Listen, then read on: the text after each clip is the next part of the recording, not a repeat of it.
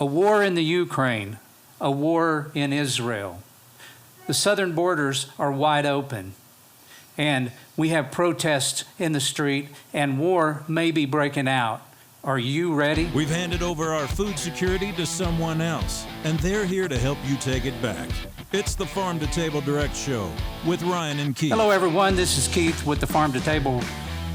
It's not the report. It's not the report. Oh, my gosh, it's the show. We're back with a show, for goodness sake. It is the Farm to Table Direct Show. The show. Let's go with the show. Anyway, everybody, you know I'm Keith, and Ryan here's to my left. What's up? And anyway, we asked if you're ready. And we're going to be getting into some of the solutions to the things that that's going on.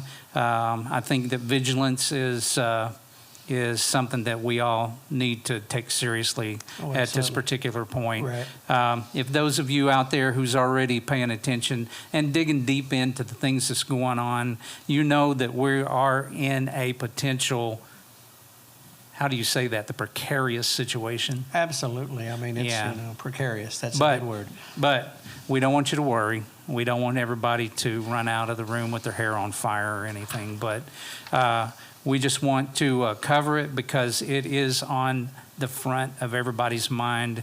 People have got the big question, is this WW3? I mean, hey, things are shaping up in some bad things. We got things going on all over the world. I mean, Russia, Ukraine, that's going on. It's been going on for a while. You got the Middle East now kind of erupting. You got Iran poised to get involved. China's over there rumbling. I mean, there's just all kinds of things going on. So, I mean, the shape is there. And, I mean, some would even argue that there's people within our own government and with the power players around the world that may be even pushing things that direction. So, I mean, it is a very real possibility of a global war, of wars going on in so many places and so many characters involved in it, that it becomes effectively a world war. And nothing good comes out of that. Okay, ever. well, what are some of the things that you've heard that backs that potential up? Well, I mean, simple fact is that, the Hamas or Palestine, whatever word you want to use, but I'm going to say, Hamas and that attack and Israel's response and that poise for war, and now you've got Hezbollah and you've got all these other terrorist I call them terrorist organizations, I don't care what anybody else calls them, that are political terrorist organizations that are gathered up in this thing. You've got Iran in the back, which, hey, folks, like it or not, they are the world's leading financier and supporter of terrorism in the world. Okay, and they're poised in the background. Of course, they are all very anti-Israel. They would love to see them obliterated off the map. Not our words. Not our words, just a fact. But here's the thing behind the deal. Of course, you got the Russia-Ukraine war, which some would say some in our government are propagating as well, but that's going on over there. And guess what? Russia and Iran do business together. China and Iran do business together. Russia and China do business together. I mean, you've got all these players around the world that are in these conflicts or supporting these conflicts or even willing to benefit from these conflicts. And then you've got us and, sending money here, sending money there, taking stands one side or the other, which, I mean, I don't want to get into the politics of it too much, but, I mean, it is political. War is always over ideology, land, money, power, control. So let me ask you this question. Yeah. Do you know that there are boots on the ground, American soldiers? Well, I've not directly read. We talked about, and I heard that, and I believe it because here's the thing, folks. Boots on the ground happens more often than people realize now. Mm-hmm. Major scale military force, division level forces or whatever, maybe right. not. But, you've got special forces. You've got players behind the scenes. You've got small unit tactics. But let's look in the Middle East. We've got our fleets moving into position. You've got, That's it, yeah. Their show of force or whatever you want. We've got, Vietnam started the same way. We had advisors. We had whatever you want to call it. People were on the ground long before the U.S. was really fully involved from a large-scale troops. But, the fact is we're there. And it's going to grow. The more money that gets funneled into these places, the closer it gets to true military scale force. Right. Now we can go down a rabbit hole Oh, yeah, no. about how deep, and it's not really my intention tonight to Right. go way deep down into this, but there's some things that we need to say tonight, Right. because you need to be aware of them, and you need to put two and two together. Oh, yeah. All right? Yeah. Okay, so the thing with Israel has gone on. Oh. Threats are flying back and forth between Iran and the United States and Israel. Right. And we have protests going on around the world, mostly pro-Palestinian Right. protests. And in our own streets and Right. on our universities. Right. Yeah. So, I mean, it's here. It's Right. And I could go down this rabbit trail. I won't go down this rabbit No. trail, but going down the religious aspects of what's going on, because a lot of people want to pull it out of the religious realm, and you can't. No, you can't separate that. It's not. We have here in the United States. I mean, in our Constitution, the separation of the powers of church and state, i.e., saying that the state shall not form a religion that is mandatory. Is Right. what that really gets at. Not what all these people like to tell you. It is to separate the powers, i.e., that was done so that the like the Church of England and the King of England and how that was, and the Pope and the Italian.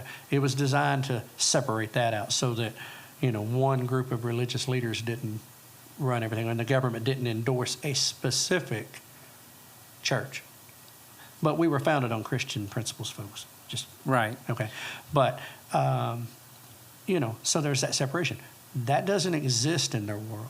Their belief system, their religion, if you will, their whatever, that is their life. And that goes to the Jewish people, the Israelites, the Jewish people. That goes to the Muslim, the Islamic people. That it is so woven into their daily fabric and into there is no separating that. Right. Absolutely not. And I don't know how much people pay attention to the history or study religious history. Right. And I'm not even saying that I am the sharpest tool in the shed when it comes to religious history. But what I do know is that the Wahhabi sect Right. of Islam has certain beliefs that basically says that everybody in the world has to turn and worship Allah, Right. or, Right. and I'm I mean- talking about everybody in it, it's one way or the other, and it's like they take it upon themselves, as I understand it, Right. in order to, and when I say taking it upon themselves, I'm talking about the followers, Right. taking it upon themselves as to be the one to bring in their imam. Right. All right. And I don't, like I said, I don't want to really make this religious, but you can't ignore the aspect. No, you can't. Okay? Well, you can't separate it. And the big focus has been on Hamas, obviously, because of what's going on and what they did, and the environment. And here's the thing, that's an organization that was formed in the 80s, like 87. Okay. It was in response to the PLO, which for those who don't know, that's Palestinian Liberation, or PLO, Palestine Liberation Organization, Yasser Arafat, okay, which some have stated was a KGB planned operation. I don't know. Just saying. Right. That's what's out there. But yeah, okay, so here's this organization. From what I read, and I wish I could remember the word. I should have wrote it down because it's one of them roads that I'd have to prep. But basically, they follow a system of Islamic belief or Muslim belief that takes the Quran verbatim, literally. They strict interpretation of it. And well, Muslim Brotherhood was part Muslim of that. Brotherhood that was part of yeah. the Hamas background and everything. Right. But I'm saying is so coexistence with the Jewish people is not on their radar. Right. It's not in their belief system. That no, this is so. They say people want to talk about peace, but peace Right. only. Well, one, peace only comes through Jesus Christ. But okay, the fact is, do they really? And who else is influencing those things? We can get off to that. I know I'm popping, but Right. So yeah, you can't remove it from it. It is a driving force behind a lot of it. And you talk about the history. I mean, it drives me, I guess you might say, when we talk about Palestine and the Palestinian and this and the other. Folks, newsflash for you, there has not ever been, nor ever will, has there ever been a Palestinian state. Right. I mean, the term Palestine comes from Rome, comes from the Roman Empire.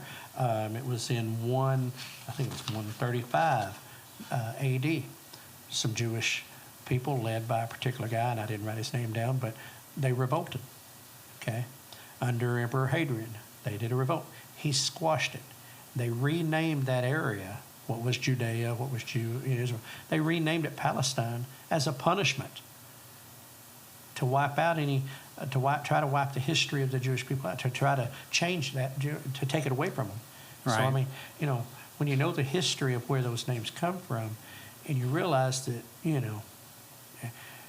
people don't dig into history. People don't dig into facts. Right. But and really, I don't want to get too bogged down into. As a matter of fact, I kind of want to make this point. Okay. And that is that there are certain groups of individuals in the world, let's call them elitists, who want to sow division among everyone. Oh, yeah, absolutely. And so for people to talk about, who you're going to side with here or there, even though you may have a side and you may feel very, committed to that side, what I'm saying is that is a ploy by certain people to cause division for a greater purpose in the world. Right. Okay? So although we have strong feelings, I'm sure the Palestinians have strong feelings. They're showing them. Right. I'm sure that the Israelis have strong feelings about that. I have strong feelings, and I have a particular, side that I side with. Okay, Right. I'm not trying to pretend that, but what I am saying is let's just say that those that are behind the scenes is full of smoke and mirrors. Okay, right. They're full of smoke and mirrors, and there's nothing more than they want to do is to pit two sides against each other, because let me tell you a little secret. Hey, come in just a little bit closer. Lean in, real close. They need a war. That's right. They need it. They need it. Because through war, and at times of war, and particularly global conflict, and I'm going to credit Glenn Beck with this. He said this earlier. I seen this on one of his reel shorts. In global conflict, they can get away with just about everything. Right. They can make changes. They can implement strategies. They can implement policies that they would never get away with any other time. Let's go back to 2001, 9/11, and the aftermath thereof, and that's how we got the Patriot Act. Right. That's true. People were afraid. People were scared. People were angry. It was all these emotions. And they were able to take advantage of that by pointing at a bad guy and saying, if we would have had this, this, and this, we might could have stopped this.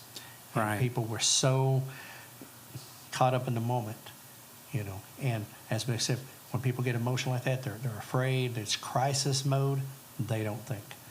Yes, that's exactly right, and we see that as evidenced through most recent things like what happened in 2020 with the virus that shall not be named. Right. Exactly.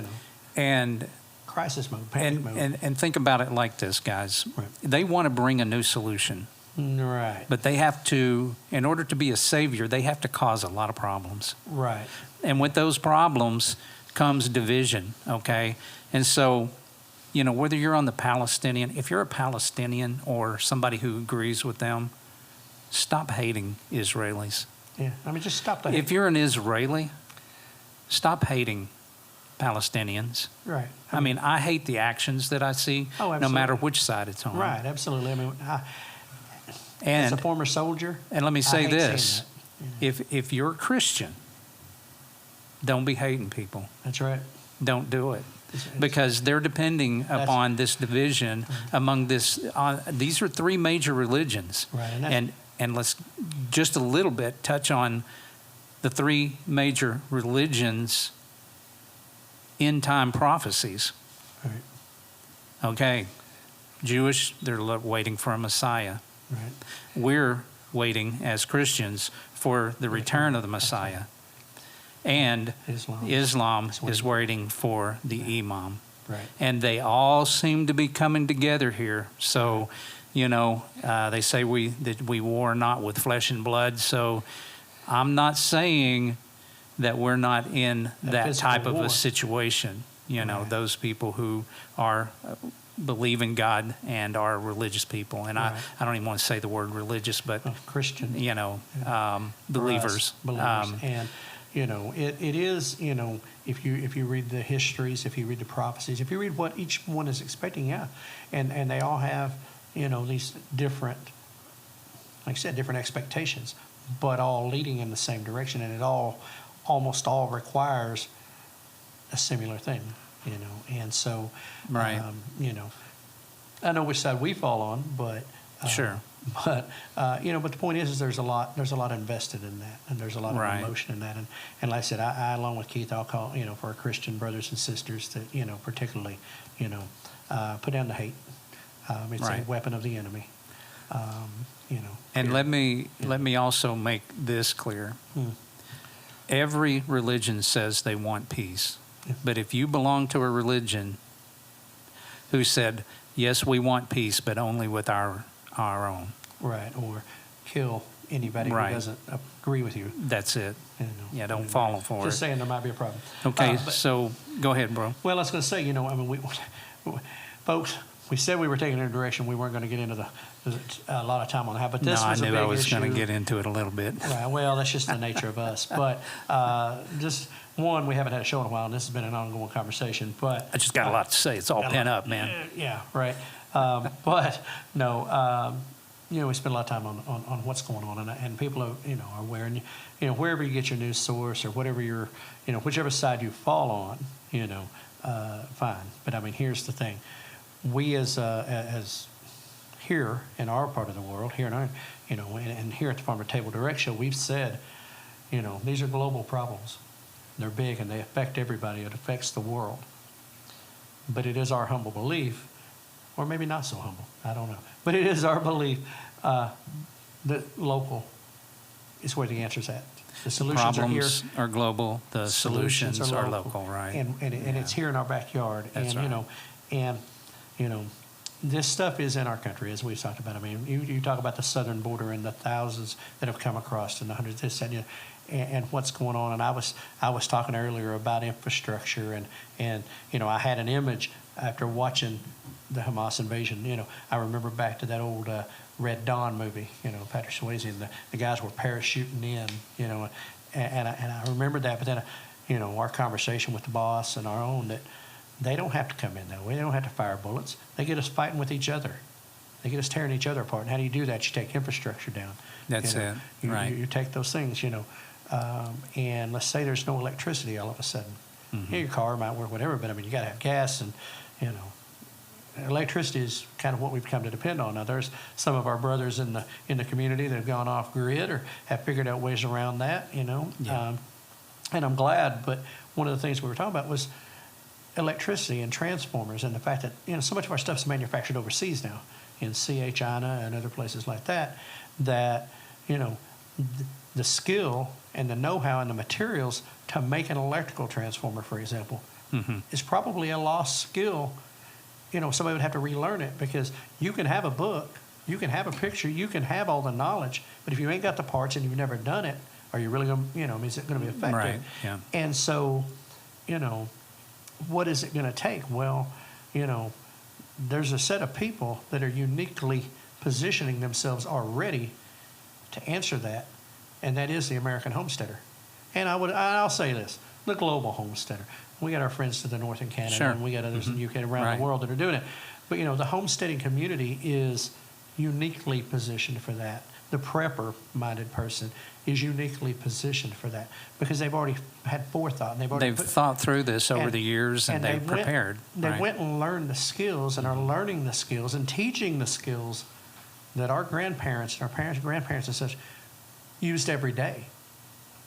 But we've lost because of convenience and because of the microwave generation. Push a button and it's instant. And everything's on the shelf. We didn't have to grow our own food. We didn't have to figure out all these things. And so bringing that back, and it goes back to what we've always said, this one community embodies so much of that.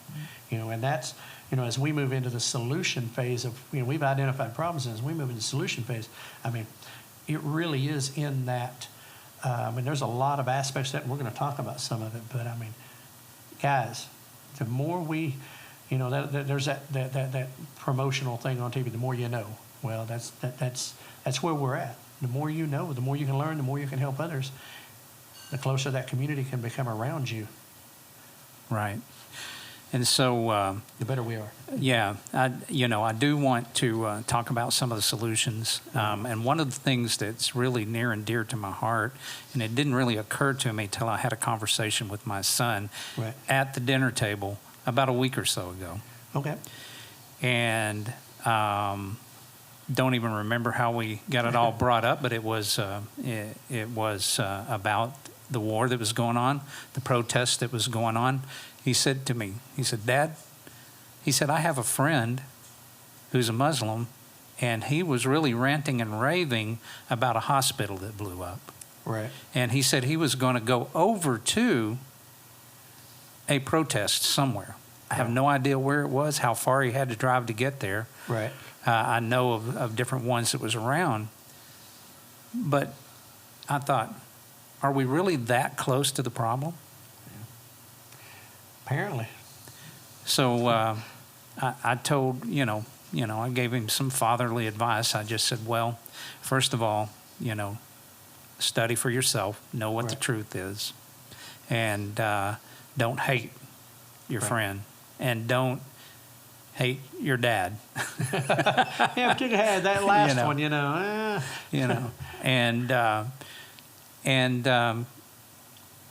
And I thought that one of the things that we need to prepare for is the things that our children are being in front of in social media. Oh, man. We it's have crazy. no idea what they're inundated with. Oh, it's everywhere. And it's 24/7 at that. Whether it's, you pick the platform, Right. but it's they're inundated with this information, and not all of it's good, and not all of it's true, and not all of it is Right. is legitimate stuff. But yet it influences their world. It influences their thinking. We were no exception as kids, and even as adults. But you really, man, you got to know what your kids are watching, what they're consuming, and who they're consuming it from. I might even say, maybe you might think about having a little talk Oh yeah, absolutely. Yeah. with your children to find out, have you heard that Right. these things are going on? Is any of your friends talking about it? Right. Oh, really? What are they saying? Right. And what's going on with that? And how do you feel about that? And let's talk about it, Right. Dialogue is important. Right. And we talked about that social influence. We hear reports all the time about teachers and universities and some of the things that are going on in those places and where we feel about them. But sometimes we forget to think about their friends. Like you're talking about your son's friend. We forget to think about that because those friends have parents and aunts and uncles and stuff who influence their thinking and their home life Right. and what their backstory is or their background. And so they get influences in those places. And we've heard for years. You have these talks with your kids, and it's sometimes not a pleasant conversation. And we want our kids to be able to be kids. Yeah. But hey, you got to be involved in that. That's just absolutely Right. And Because, like we said, they need a war. yeah, And our children are going to be wrapped up in that. absolutely. You take we talked about this the other day. Your son, Mr. Producer over there on the tail end of this age, they're in that Yeah. fighting age,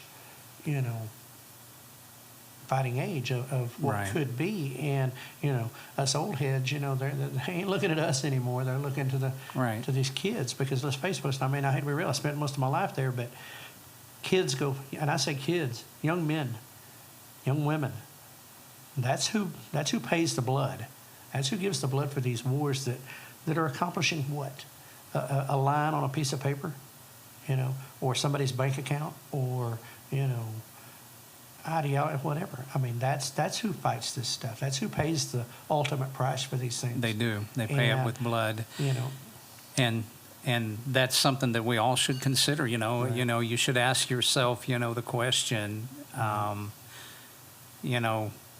if it came right down to it, are you willing to risk your son's or daughter's life for a cause that you may not understand? right.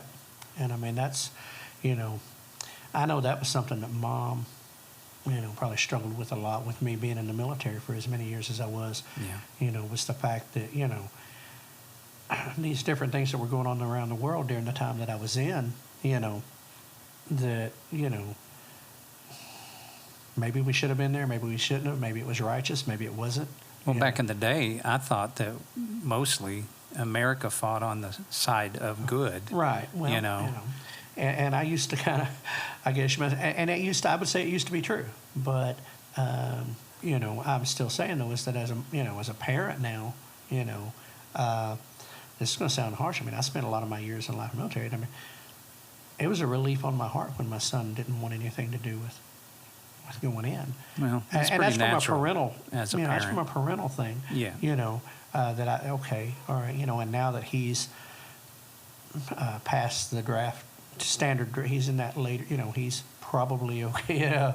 I don't have that worry. I mean, we don't have a draft anymore anyway, but if it were to come back, Mm-hmm.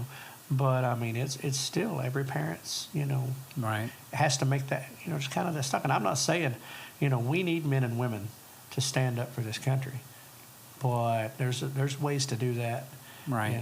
And I'm not saying, man, it's tough for me because I spent so much of my life there and I believe in the core values of our country. But when I've looked at what's happened to our military leaders and the politicians, when I looked at what's happening, I just can't. Well, do you see those core values that we stand Right. for in our leadership? No, I That's don't. the question. That's really the problem, is I don't, and I don't trust them. I was a dinosaur when I was at the end of my career anyway, by military standards, but also because of generational standards and what I was raised in. I mean, when I came in the military, the last of the Vietnam vets were still hanging around. Yeah. So our influences were different, and our leadership's influences were different, and there's things that are being allowed in our military and are being allowed in our military leadership that would have never happened when I was in, and I mean, it was changing as I was leaving, and I wasn't adapting well to the, I just kind of was that, I specialized in hurt feelings. I mean, I don't, but it was just that military way. But no, I don't, I worry about that, and but I mean, getting off on a side tangent there, we've chased this rabbit, but I mean, it just is kind of where it's at. I mean, it's a real conversation that you got to have. When you don't trust your country's leadership and you don't trust your military's leadership, yeah, it's a hard thing. It's a hard thing. And I think it's even harder for me as a parent right. than it would have been in me as a child, because whenever I was younger, Oh, I was all about putting on a uniform and carrying a gun. Right, absolutely. That was cool. I played soldiers when I was a kid. Well, my thing was, hey, the Marine poster and the guy in the dress blues and stuff, and I got to go wear that. Right. That was the coolest thing since sliced bread. And I was a little bitty guy that, was undersized and underweight, and Right. not anymore. But anyway, Right. but still, I mean, that was like, yeah, there was something to that. But so as a kid, as a young guy, but not really thinking about the consequences of, that could come from that. But, That's right. As an adult, as a parent, a grandparent, you think about those things. But anyway, So I'll digress and move on with that. But Right. So, wanted to kind of circle back to something that you were talking about, Okay. that you was talking about, and that was a conversation we had earlier, which was, if I was the enemy of America, Oh, right. what What- would I do to America? Right. Knowing that there's a gun potentially behind every door. you're right. Used to be 2.5 per household. I think it's grown.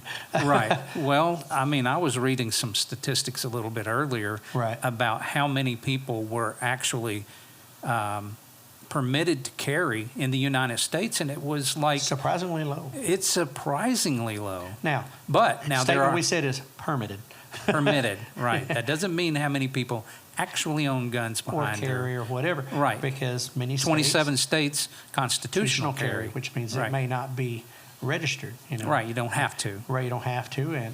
And you know, I just had that conversation with a guy at work the other day. He came up and asked me. Why he came up and asked me, I don't know. But maybe it's because he knows I stay in the know about things. But came up and asked me. He said, "Trust insurance. You know, if our state had, you know, if he had to have a concealed carry permit, you Mm-hmm. know." And I'm like, "Well, Arkansas is a constitutional carry state, so you know, Right. you can do what you want to do." Right, but You that know? doesn't mean just because in your state Right. it is constitutional carry, you can carry your weapon to a different state. Right now, yeah, as I said, there's that reciprocal Yeah. reciprocal thing. But my point is that, you know, yeah, where I live, man, you just have to assume everybody's packing, and Yeah. you know, I mean, honestly, Like and you don't like, you know, you step up to some people's doors, you just assume, and okay, even though you may be on friendly, you know, really, you know, right, you know, no ill intent. right, but you just assume that everybody's carrying, Right. or they have guns. You know, I mean, it's just it's an automatic assumption, Right. And you know, and I mean, I know people who open carry. You know, I mean, Yeah. you got no question at all they got a gun. That's right. So I mean, it just depends on where you live. You know, I know the environment's different, but yeah, it's, you know, that percentage is surprisingly low, though. You know, Yeah. and you know, one of the things that we had talked about, you know, is the Second Amendment, and that's kind of one of our things. Yeah, is- we're about to get to that, but Yeah. before we do there, Let's you know, I go. want to kind of set it up a little bit. Okay, yeah. I mean, let's talk because I mean, If Yeah. I was going to, as an enemy of America, right? if I was going to do anything, knowing that those guns may be potentially behind the doors, I Right. know they've got the big bombs, Right. and they've got the jets, Well, and they've got tanks, and they've got all of that stuff, but it ultimately always winds up on a boots on the ground Well, right, you- operation. it's- That means that they're going to have to go door to door. Yeah. Do they want to do that? My thinking is they don't. No. However, they do have a plan. That doesn't Oh. mean that they don't have a plan. And I'll tell you frankly, what I would think it is, that they, you know, with the porous open borders, Right. they're positioning. Oh, absolutely. All right. You know, people reference them as sleeper cells, or Right. or you know, whatever. But I mean, you know, term you want to tag on it. But yeah, Right. when you've got your people, by the way, fighting age men, you know, Right. from these countries that would wish us harm or wish to see us Right, fall. which we know We've got a list of them. But anyway, that there were, what was it, 170 or around 60 plus? 170 people who were on the terrorist watch list that were detained. In October. Yeah, That's this ah, month. Yeah. All Well, right. the month it's ending, yeah. And that's, you know, so I mean, when you think about, I mean, that kind of numbers, that's what they're catching. Right. What's making it across, you know, and how many of them are making it across that aren't on a watch list, That's it. but are still what they, you know, still Right. here, that would do as well, you know. And I talked about it, you know, when we were having that conversation, that, you know, they don't have to fight us door to door. Right. And that's what I was just talking about, well, infrastructure. You attack our infrastructure, you take electricity away. Right. Just electricity. Yeah. Novel idea. What if they could just simply cause us And to fight each other? Right, exactly. To fight against each other, which, oh, by the way, we're already divided. We're already, whether it's by R and D or blue and red or gay and straight, whatever ethnic background you come from, whatever Races, religious background right. you come from, Right. you know, whatever, what part of the country you live in. I mean, they've already found so many ways to try to separate us and divide us that, yeah, we're already fighting with each other.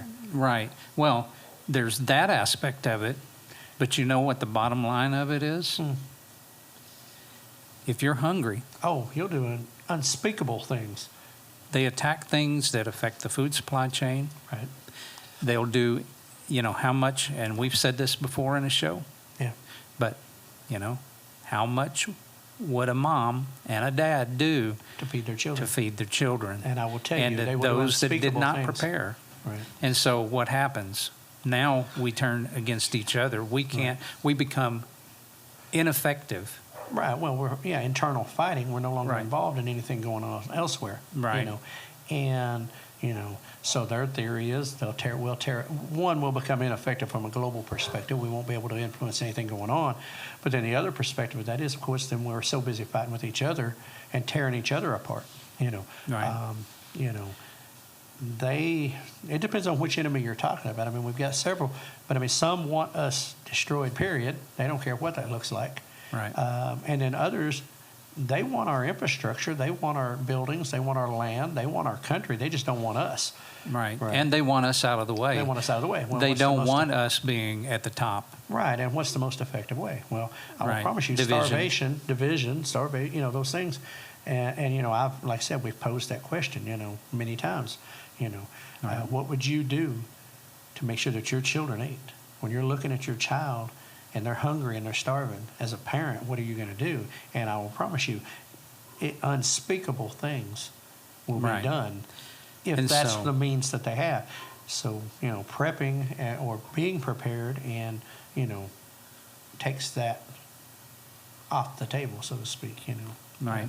There's a lot of people in this world, unfortunately, too many. I can name them, and we have named them in this show before, that don't care about me and you.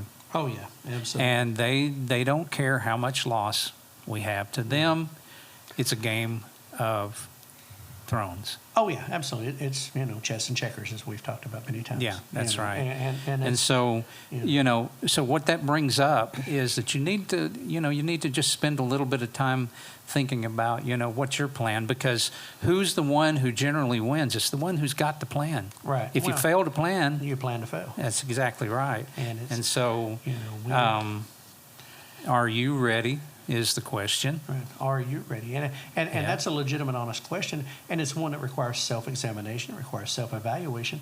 And listen, something I've told Keith many times, and he laughs at it. We chuckle about it now because I've said it so many times. But no plan survives first contact intact. Okay. Right. And what that's no military thing. You can plan all day long. Right. But things outside of your sphere of influence, things that you didn't think, whatever, there's going to be things that happen to that plan that's going to cause it to have to be changed. Yep. But it's better than no plan. It's better than not having anything. Something I read the other day, and in fact I've saved it. I'm going to probably hit it on the report when I do a report. I don't care. Hey, if you're the guy that has been preparing for a decade, and you've got a bunker, and you've got 3 years worth of food and ammo, you got everything, you get everything, thumbs up. If you're the guy that's been doing it for a little while, and you've got a year or 6 months worth of food, and you've got stuff prepared for a little while, and you can react to these things, and you have a plan, thumbs up. And if you're the guy that's thinking about it right now, 3 seconds, 30 seconds, 3 minutes, 3 hours ago, great. Keep moving forward. Keep in the plan. Right. Because that's the solution to survival. It's our job, and I know ladies that are out there listening are going to listen to this. Hey, you're a part of the plan too, okay? But us as men, and I don't mean males, I mean us as men, it is our responsibility to provide and to defend our families, to protect our families. That's our responsibility. And if we're not doing these things, if we're not seeing what's coming and making a plan to defend it, we're failing as men. Right. As family men. Right. And countrymen. Right. And countrymen. Right. And so, I'm going to posit a little bit of something out there. If some people out there are saying, man, just because, we've seen Israel and Right. and most of our Hamas lives. go Yeah. at it in the they're- past, and what makes this any different and anything like that. Well, on the larger geopolitical scale, Right. as we said, they need a war. Yeah. And I'm going to just lay something out here. Okay. If there is such a thing as a group of individuals who wish to see harm come to the United States, If. a group, that is a very weak if, by the way, it's not a big if, think about it like this.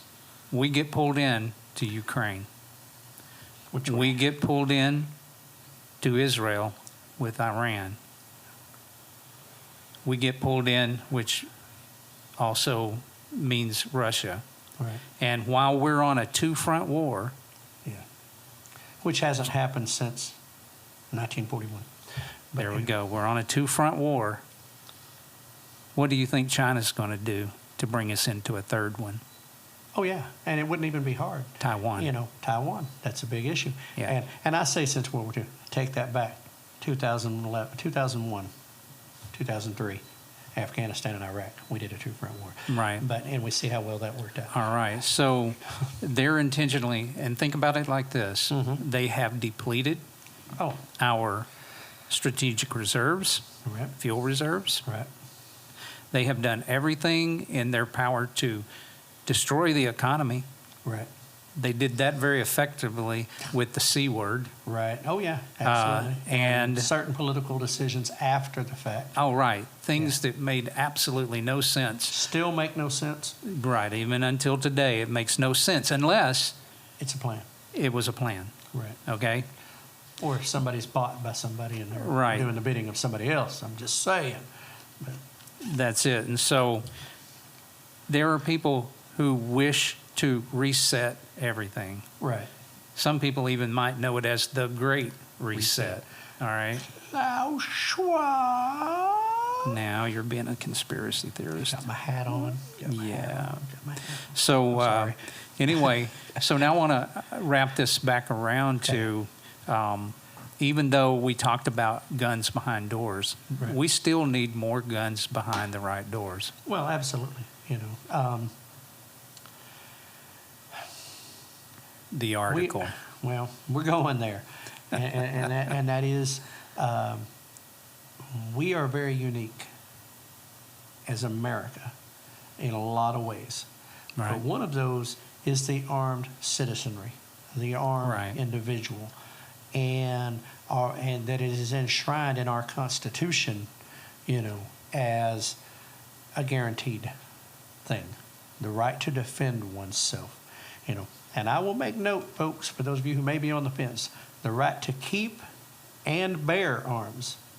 Keep means you own them, you have them, they're yours. Right. Bear them means you get to use them, carry them, employ them. Right. Okay? So the right to keep arms, we're unique in that. And that's what makes our society an unusual Right. experiment. But yeah, the ability for one to defend themselves. And listen,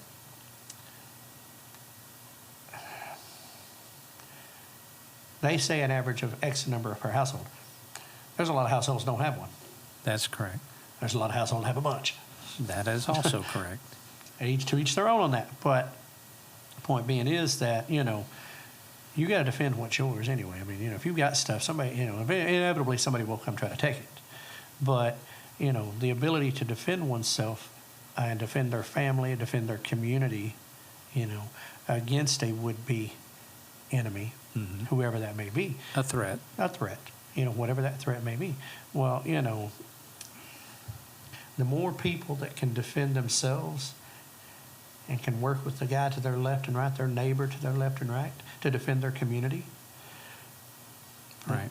you know, that is the citizen soldier. That's the citizenry. That's what, you know, the purpose behind that amendment, behind that carrying, besides, was the ability to defend ourselves against enemies, foreign and domestic. Right. You know, to include a tyrannical government. Well, But- let's bring it back down to something simple. A neighbor who wishes to do you harm. Absolutely. You know, I'm just saying. listen, whether it's a neighbor or whether it's you know, somebody down the street, but that person who wishes to do you harm, you know, you want to just go into this article? You want to jump into this? We're kind of setting it up pretty good, but Yeah. I will say one thing, and it's, you know, you brought up that, you know, folks, and I'm going to say this about as polite as I can, I guess, I don't know. If you're depending upon the police in the U.S. military to save your life and your family's life, you are playing with fool's gold. The simple fact of the matter is, the response time of the police, the overwhelming fact of the amount of people they got to take care of, all of the things, makes it virtually impossible that they are going to prevent or deter or stop anything from happening to you. You are your own best hope in that regard. That's right. Your hands are faster than any 911 call. I was reading through some stats earlier. The average response times as of 2008. Now, some of this stuff has not been released since then. But for a violent, in fact, I'm going to read this. Where am I at here? Nope. No, I deleted it out. Nope, here it is. About it. Okay, now this was as of 2008. Best case scenario, 28 for violence. Now that included rape, that included murder, that included all kinds of stuff. Less than 5 minutes. I think I'm going to scroll down here. Less than 5 minutes, though. 28.3% of the time. The response time was less than 5.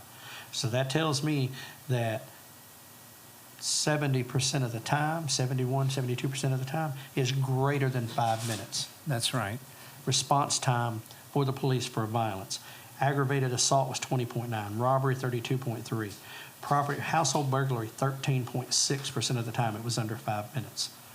And that was 2008. Right. Okay.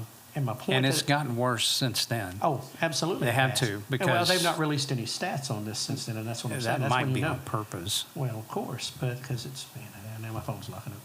But, you know, the thing is, but what I was going to say, you know, and I said this earlier, you know, Hollywood has done a disservice in a sense, because we watch TV shows and we watch movies and we see this unfolding over a period of several minutes or over a period of time, or the police show up and there's a gunfight and you know, and they're intercepting it, they're doing all these things, and that's not based in reality.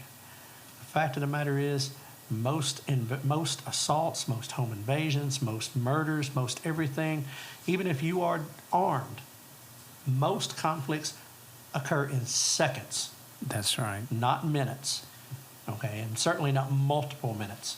Right. I mean, when they went back and said multiple, short of it becoming a prolonged standoff, almost all shooter-involved crimes and shooter-involved stuff are over in seconds. Seconds. That's Okay? right.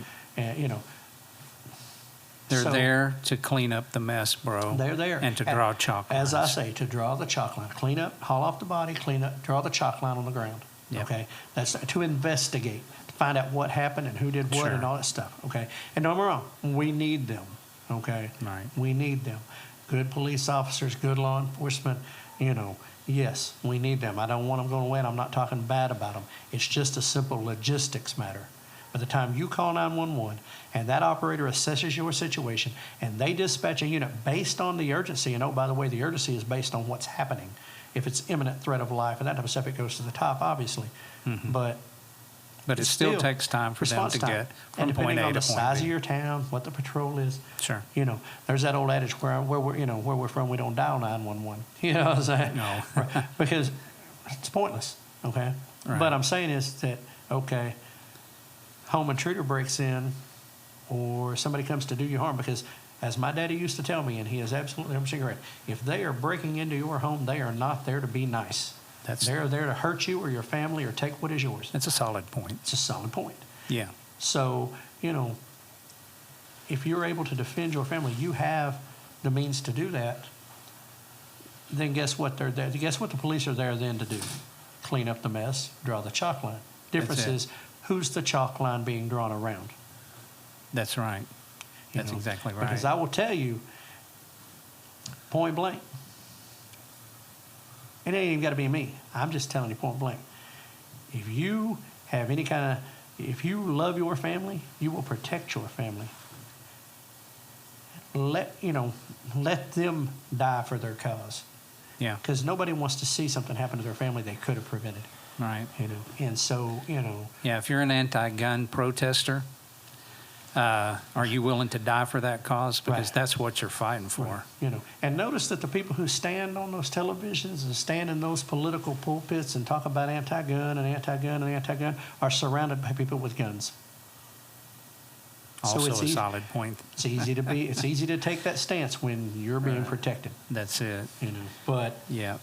Second Amendment, Yeah. So what we're saying here is basically part of the solution is self-protection, and just to break down something that happened with this article.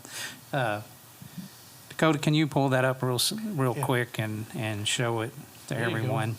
But it's the name of it is Second Amendment Matters in a Time of Crisis. absolutely. And it says the importance of good guys with guns. That's it. You hope that there's enough good guys to Right. outweigh people with bad intentions. Right. Right. Absolutely. And you know, the premise, one of the premises of this was about the Hamas and the attack on Israel and stuff that, you know, Right. had more of them been armed. And, you know, because from what I've read and understand, their political bodies are maybe even more left than ours. And they're very restrictive on long guns, handguns. They're very restrictive on gun control. They're big on gun control. So a lot of citizenry is not armed. Right. And that's why you'll read, if you watch headlines over there, if you follow Jewish headlines and stuff. My wife is a Facebook friend with a woman who lives over there. Mm-hmm. It's knives, it's bats, it's because guns are limited. Crime's still happening, attacks are still happening, Right. but now good people can't defend themselves. That's what happens. Yeah. And I'm Chicago, going take note. to, right. California, take note. Very strict on gun New York control. City. And very high on violence. New York City, take note. Right. Just saying. So I just want to read this section. Now, Yeah. this is the article that we were just referring to from the Washington Times. And it says, a September 20th Jerusalem Post headline prophetically warned Israelis should carry guns on Yom Kippur, police say. But as of 2022, only 148,000 Israelis carried permitted guns in public for protection, just 3% of the adult Jewish population. 20 years earlier, more than 10% of adult Jewish in Israel had permits. Right. And so I don't know exactly why that's happened, that you went from 10% that was permitted down to 3%. But I've heard, check it for yourself, but what Right. I've heard is that the Israeli government had actually removed some weapons from the northern part, which was where the Hamas attacks had happened. Right. Interesting fact. I don't know why, Well, hey, but listen, that's what I've heard.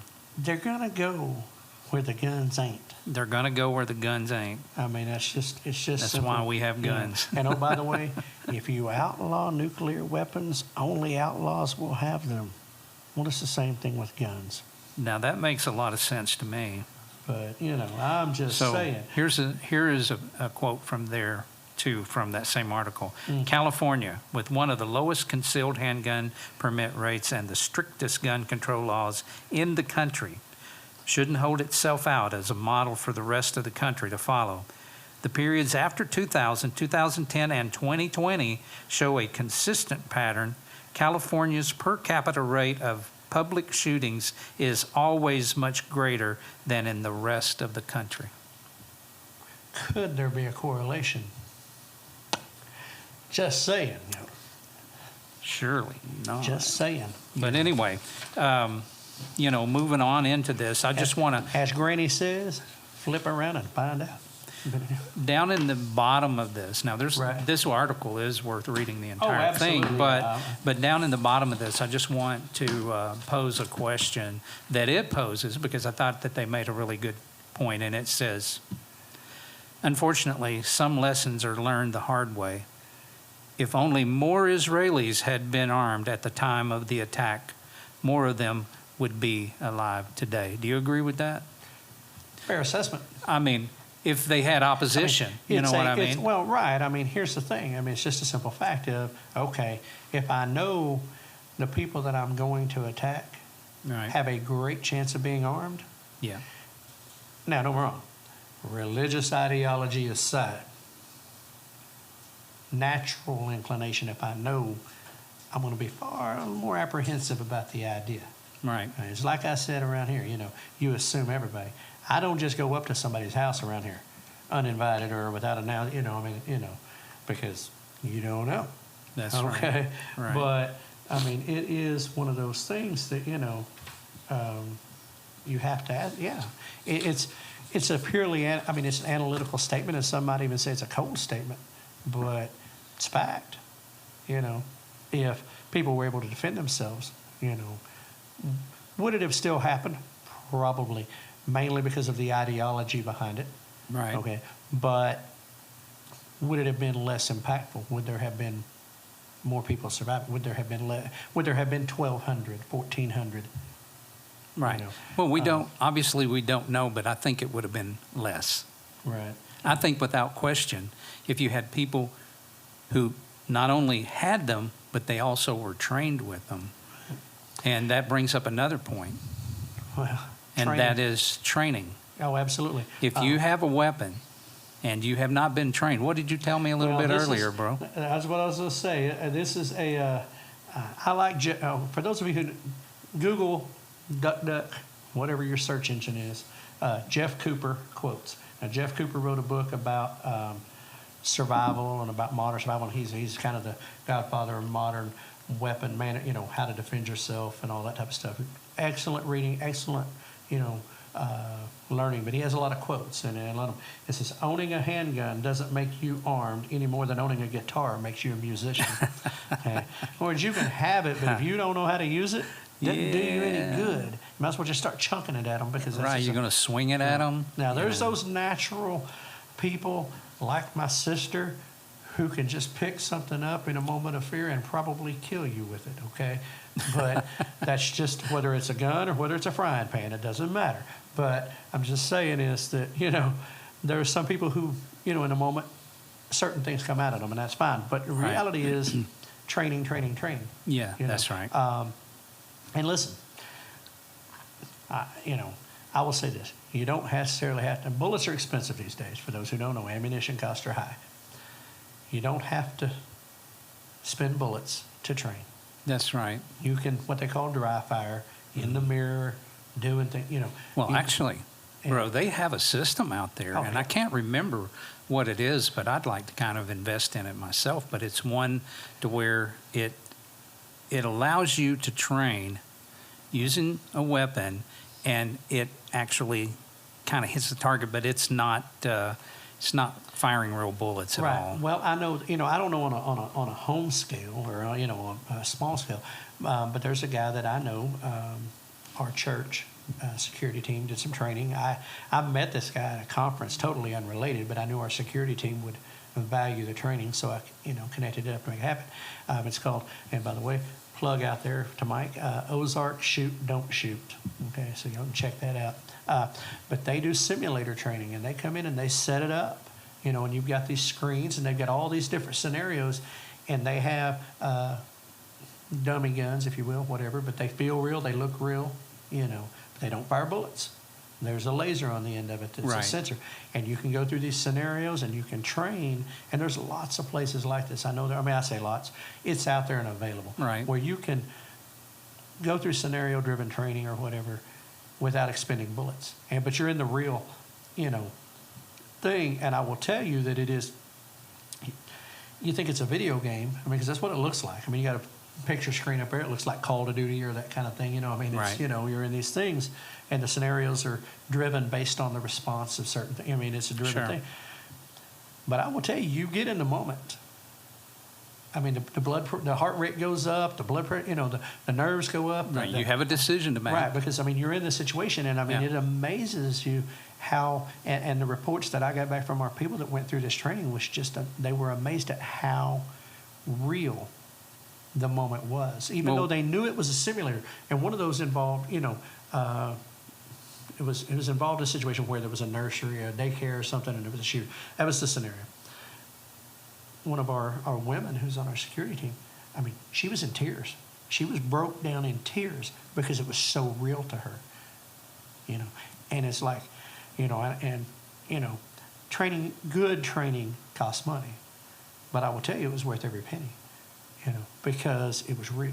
I mean, and I say it was real. You got to experience that moment. So that's a higher end, but I mean, there are simulators. There's PlayStation, Xbox. I'm sure there's something, simulator stuff out there on these games that are available. But even at that, local ranges, if you got a Right. big enough piece of property, your own backyard, something to where you're proficient and efficient with your weapon. Right. And because muscle memory matters in a time Right. of crisis, you don't want to have time to have to think about the motion. Right. So I mean, that's where the Now, I don't remember what the name of it, but I've heard them advertised, quite a bit. Right. I mean, I guess you can even target practice in your own home.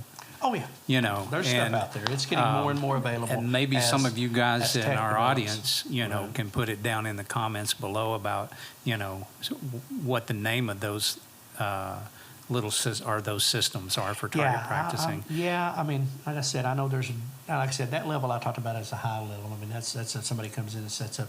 But Oh, yeah, I right. mean, Yeah, that's right. But I mean, more, as things develop, I mean, VR, AI, whatever, Right. as things develop, I mean, there will be more and more stuff available Right. to do this stuff in your home or, your buddies get together, whatever. But I'm just saying, is ultimately at the end of the day, putting your weapon in your hand and learning how it functions and learning how it works and, Right. and learning how to employ that weapon effectively and safely, is Yeah. That's right. Building some muscle memory around building your muscle weapon. memory around Right. it. There's an old thing when I was in the Marine Corps. This is my rifle. There are many like it, but this one is mine. You know what I'm saying? Yeah. And it's like you learn your weapon, Right. and because when peanut butter hits the fan, that's all the technology in the world, and there is nothing more effective than the infantryman on the ground with his rifle. Right. And I mean, it's just simple as it is. Right. But so yeah, that definitely, what they brought up about that. I mean, that's a valid question. Would there have been more? Well, you can all. I mean, yeah. I mean, it's Right. we look at if you watch headlines around the country, things that were stopped, prevented by a Oh, good yeah. guy with a gun. That's right. Yeah. And I mean, some of those things, unfortunately, some people died that were innocent. Right. But there was someone there to stop them that could could have have, been. Right. which could have turned out to Way be worse. a much worse Right. scenario for them. It's just simple. Yeah. And And that, I mean, well, I'm not going to go off any further. I'm not. If you got anything else you wanna will cover, get I've on- got something You will that I get on want my to soapbox with that stuff. But no, we talked about preparedness, and bro, food is crucial to that. Right. Food storage.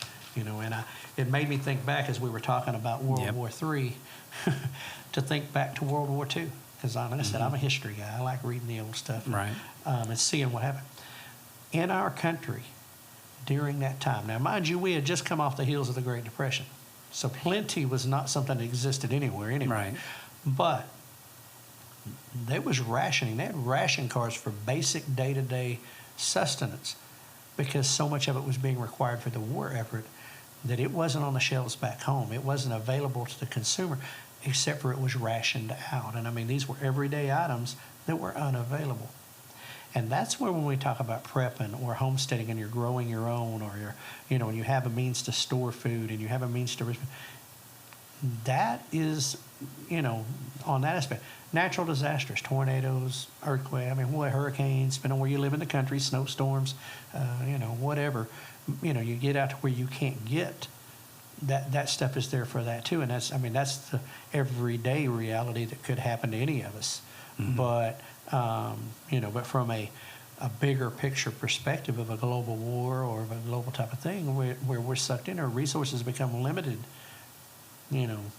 that's where that food storage and food preparation is a vital part of the plan. It's a vital part of the preparedness. Absolutely. First of all, you've got to take care of your family first, and food storage, stocking up on food yeah. that'll last you for a long time. You've heard this We've million times. You've heard it from a lot not of just people. from us, but from a lot of Right. people. All right. over. And so, I think what we've covered here is really important because we are living in precarious times. Well, we are. It's definitely perilous. I'm even maybe even go as far as to say that we've been through a lot of bad stuff in the United States in Absolutely. the past, wars and that sort of thing. Absolutely. This could be a war to end all wars. I well, don't know. I don't I know hesitate that. I hesitate to use that term because it's been used before in history, and there's no such thing. I'm afraid that as long as there's two people on the planet, We've had global war before. We've had global war I'll tell you before. what we haven't had before, though, bro, Hmm. is we haven't had an internet and True stuff. technology to the level that we have today. And then Fair. you bring in a WW3 situation. Right. And this is a powder keg that has a huge amount of potential. Right. And you look for what I was saying earlier about this becoming a three-front war. If that's the case, it's very bad news. I'll tell you something else, that if you see, we've got 2 aircraft carriers Right. that's over there right now. And Talking about if the you, Mediterranean area. Yeah. right in that Mediterranean area, and if you see Iran blocking oil in the Straits of Hormuz, what do they call that? The Yeah. Straits of Hormuz, Yeah, I think, something yeah, like that. yeah. I can't remember the name off the top of my head. I'm going to tell you, look for war. If that, look for everybody to get involved with it, because if you start blocking the oil supply to these major countries, Oh, everybody's getting involved. they're going to get involved, and just look for it. Watch the signs. Watch Right. what's going on, and don't be distracted by little things. Don't be distracted by Right. whatever. Things like the color of people's skin, Right. or their religion, Right. or Right. that sort of thing, and any other divisive things Right. that would be used to divide us all. Yeah, just keep your eye on the prize, as the old saying Yep. goes. And Don't hate. Yeah, we can preach that all day, every day, folks. It's it's getting real out there, I guess is the way the saying goes. It is. For those of you who follow us and have noticed that we just started doing the report, and I've been out a couple of weeks. Yeah. That's a combo factor. One, I got sick, lost my voice for a couple of weeks. So for somebody who can talk for an hour, that's a bad thing. Right. Or is it? Well, it depends on your perspective, I suppose. My wife Yeah. enjoyed the quiet, I think. Right. Anyway, no, but in the process, we've heard us mention my property, our homestead, if you will, on the show a few times, and we've moved up there. And Congratulations. yeah, I'm not Thought I ready would to never accept hear it. I'm happy to be there, but I would not under the folks. Not a- Folks, and listen, Dutch, my friend, how you and your family, Brandon and y'all guys at the Eddies, how y'all have lived in your travel trailers the length of time you did with kids. Hats off to you, my friends. Hats off to you. It is me, my wife, and our 2 cats, and there ain't enough room in that trailer. Okay, but there's circumstances to why we're there, but we're in that way, but we're there, and which no wrong. Waking up in the morning up on my mountain, that cool mountain air, and I've got deer in my front yard, and Right. I'm out there where I wanted to be. Yeah, great, man. I'm loving Right. that aspect of it. But Yeah, like a pig in the mud, man. yeah, something like that. But there's mud all around, I'll promise you. But I have been taking footage of the clearing and a lot of the work we've been doing. I don't know what avenue we're going to use to share that someday, but just a personal note. I've mentioned a channel before, mentioned possibly doing it, and I headed down that direction, but man, schedules and time and stuff. I mean, for those of you who have channels or have done it, editing and stuff, and what Yeah. that takes up, They know.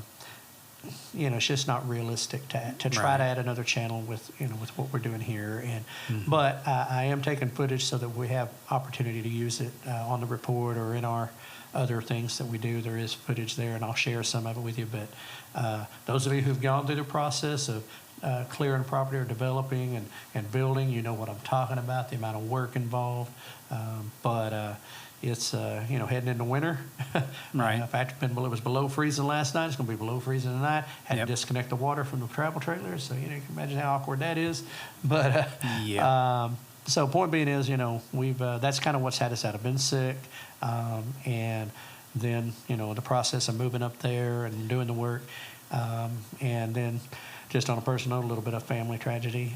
Yeah. Hitting our family with the loss of one of our granddaughters, our about to be newly arrived unborn. Yeah. But, So sorry, bro. man, I appreciate that. It's been a tough time, but it's kind of put everything on the back burner. Right.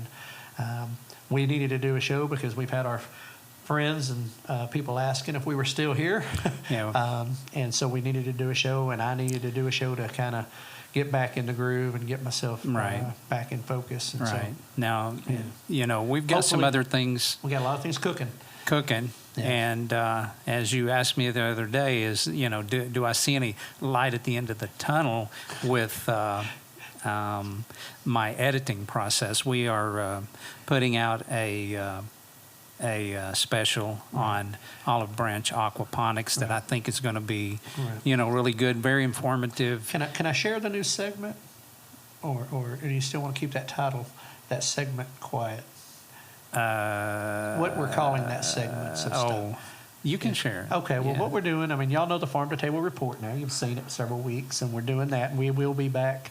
I've got a report right here in my notebook ready to go, and some other things I have found to add to it. But we've got that, and of course, the Farm to Table Direct show, as we started with, and we're here tonight. But then there's Farm to Table Direct, or the Farm to Table on the road.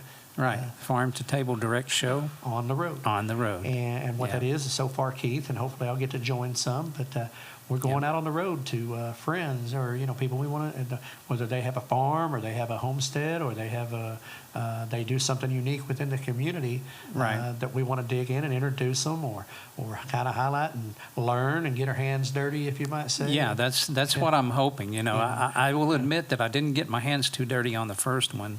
Didn't really Well, have a lot of hands-on, but it should be hands-on, educational, and entertaining. hopefully entertaining. Right. And so that's the ones, that's the kind of the three-pronged approach we're Right. at right now is the show, the Farm to Table report, and then our basically exposés of different Right. places. And let me just say, editing is a beast. Well, right. I was supposed to say, it's Wow.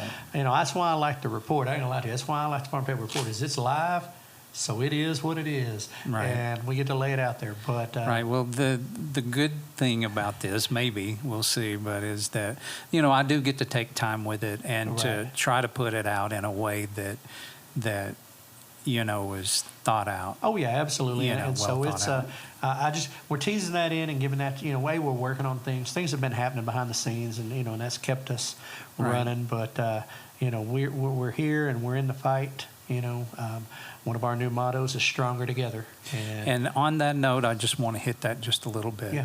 Yeah. We have a few things that I feel like is not necessarily that we've coined it all. We haven't, but we definitely have hijacked it. Oh, okay? we've taken it, and we're taking back control of a lot of terms. a and lot of words. terms and sustainability. Sustainability. Anyway, Just saying. We'll think of a few more. Stronger Together is one. As I'm going around to these different places, we're having the conversation behind the scenes about Oh, yeah. Stronger Together. Absolutely. And I'm asking anyone that's out there that happens to have a channel, listen, we are stronger together. Absolutely. And there's a whole lot of us that are out there. Right. And if you'll look at those little pockets of communities that, are in homesteading, Right. that's in ranching, that's in farming, that's in prepping. Right. If you'll look at those, off-gridding, whatever it is that you might happen to Right. be into. And they intertwine with each other so They much. do. They are very, very much related to each other. But if you look at all those communities, and if you can imagine that all of us get together, we are stronger together. Oh, 100%. We have to. And we come, as Ryan said a little bit early, we see the global problems. The problems are global. The solutions are local. Absolutely. And these little communities and more of these communities that get together and know about each other Right. and stand together, because these are very much like-minded people. And if we stand together, then we're going to have a better chance of overcoming the challenges that these handful of people want to perpetrate upon the world, okay? Our own independence, not independent of each other, but independent from their controlling Right. mechanisms, systems, and that sort of thing that's in place. And like I said, and I will, it has, in research for the report and becoming more focused on events and becoming more focused on things going on around the country. Man, I have been amazed at the amount of events that I haven't even been able to cover them. I mean, I hadn't even been able to get them all, and I'm finding more and more and more every week, whether it's a first-time event or it's a recurring thing that we just didn't know about. But these expos, if you will, or these conferences, these events, man, they're happening all over the country. They are. The communities are growing up. They're getting bigger and bigger. Yep.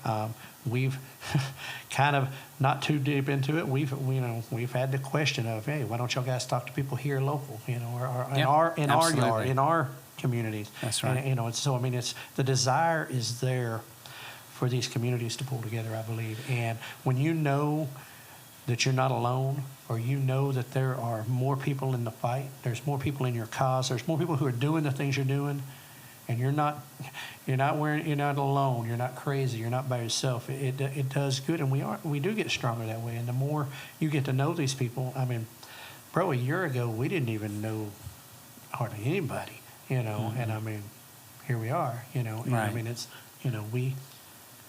we're just discovering how big this community is, and we want this community to come together, both locally, very locally, and then also on a bigger scale. And I think that's just, man, it's the only way. It's the only way that we Right. can go forward. And a little secret: there's more of us than there are of them. That's right. There is. They got bigger bombs. Or they got bigger maybe, weapons. But they might have, but sometimes quantity over, But anyway, Right, yeah. But what I'm saying though is that, I mean, that's where the heart is. That's where the heart beats at. Right. With us, just as we've become engrossed in it and become Right. more aware of it, even just how much it's Right. overwhelming. But I mean, it is really it's the solution going forward for everything. That's right. Shorten your food supply chain. Absolutely. Break. The What do chain. we say? Cut another- Ditch it. Ditch it. Ditch the food supply chain. Cut another Shorten link and shorten it. Yep.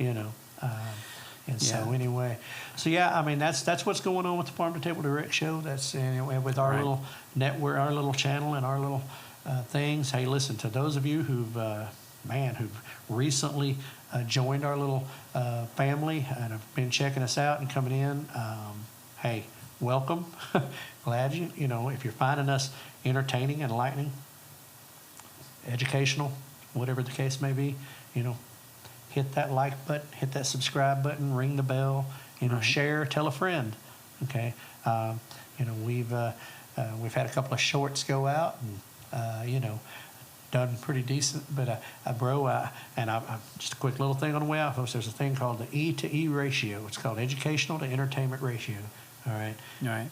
How much of what you consume is education and how much you consume is entertainment. It's not that either one is necessarily bad, but there needs to be a balance. Right. Okay. So, Right. I think we're lopsided on the educational Well, side. I was going to, maybe so. But folks, hey, listen, no, thanks for tuning in. Thanks for, checking us out. Again, hopefully you would find us, what we put out valuable. And, we're super grateful to each and every one of you. and the support that you give to our friends of the program. Thumbs up. We couldn't do it without you. Right. And, man, there's so much going on that some of them are going on coming up, but 2024 is stacking up Yeah. to be an incredible year for conferences and expos. Right. And I can't let any show go without talking about the Okie Homestead Expo coming up in March Go in for Pryor, Oklahoma. Well, that's just where that's where we got introduced to the truth of the homesteading community. I Right, guess you might the say, and meeting like-minded. like-minded individuals. We're going to be there. We're not going to share all the details, but man, we're coming in bigger and better this year. Well, I ain't going to pump up a whole lot Hey, of listen, expectation there. I'm willing to toot the horn. Okay. guess so. Listen, no, we're looking for. We're excited to be there. The lineup is incredible. Joe Salatin's he's Right. going to be there. Walker Farm Fam, of course, Daniel Arms and Arms Family Homestead. They're emceeing. Man, there's just so many. The list is incredible. Yeah, it's huge. And the vendors, and so anyway, you can go check that out, okiehomesteading.com, or you can check them out on Facebook, Okie Homestead Conference, or Okie Homestead Right. Expo. I'm sorry, Okie Homestead Expo. Go check those guys out. Hidden Heights Farm, Keeping It Dutch. Those guys are doing a great job with putting that together. And so, anyway, I can't let a thing go by without pushing them. Right. But We've got an intern in the house. we have an intern, folks. I mean, we've graduated up. We now have an intern / producer. He's part of the family, which has been a great thing about this is Yeah. we've got to do so much of this with our family. The boss, Keith's son Josh, and we've got one of our nieces, Rachel, who's off down in Houston town, who Yeah.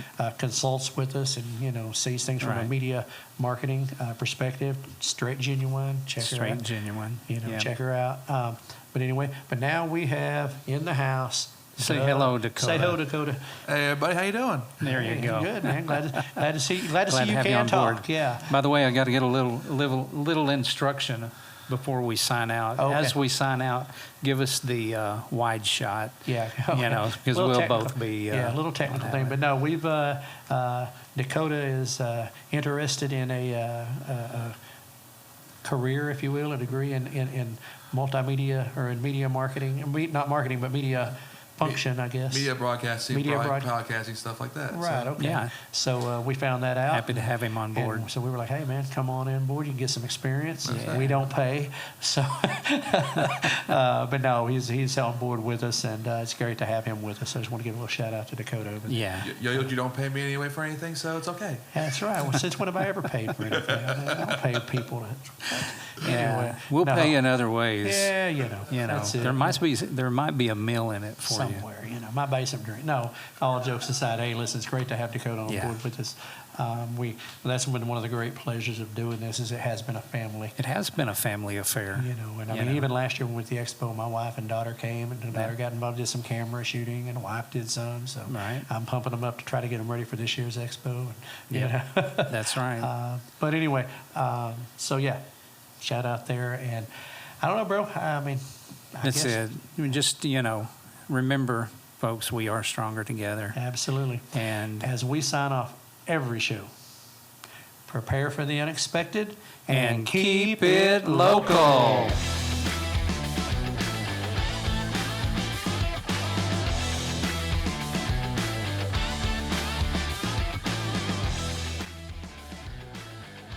No humans were harmed in the production of this podcast.